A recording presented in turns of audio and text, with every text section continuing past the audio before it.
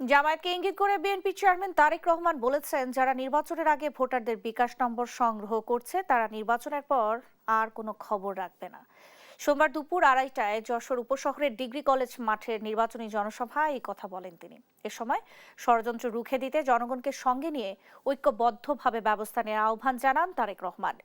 যশোর অঞ্চলের উন্নয়নের পাশাপাশি দেশ পুনর্গঠনে নানা পরিকল্পনা তুলে ধরেন তিনি।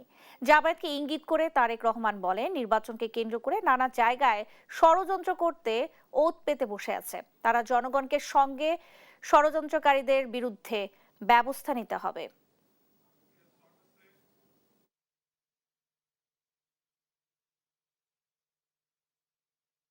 আপনাদেরকে এবং আপনাদের মাধ্যমে সকল মা বোন এবং সকল ভাই বোনদেরকে আপনাদেরকে এবং আপনাদের মাধ্যমে আপনাদের এলাকার সকল মানুষের কাছে আমি একটি আহ্বান জানাতে চাই।